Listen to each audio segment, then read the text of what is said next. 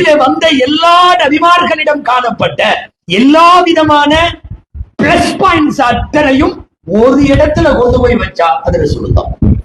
குர்ஆன்ல எடுத்து பாருங்க. இப்ராஹிம் அலைஹிஸ்ஸலாமின் தியாகம் குர்ஆன்ல இருக்கு.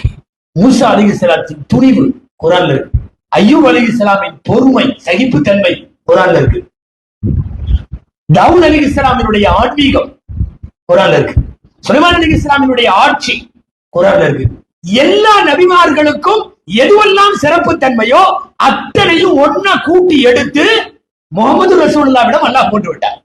அத்தனையும் இருக்கும். இப்ராஹிமின் தியாகம் இருக்கும், மூசாவின் வீரம் இருக்கும், தாவூதின் ஆன்மீகம் இருக்கும், சுலைமானின் ஆட்சி இருக்கும், அய்யூப் அலைஹிஸ்ஸலாத்தின் பொறுமை இருக்கும், சகிப்புத்தன்மை இருக்கும். யார் யாருக்கெல்லாம் எதுவெல்லாம் நன்மைகளாய் சிறப்புகளாய் வாய்க்க பெற்றதோ அத்தனையும் ஒரு சேர கொண்டு வந்து பெருமானார் ஸல்லல்லாஹு அலைஹி வஸல்லம் அல்லாஹ் கொட்டி கொடுத்தார் என்று பார்க்கிறோம்.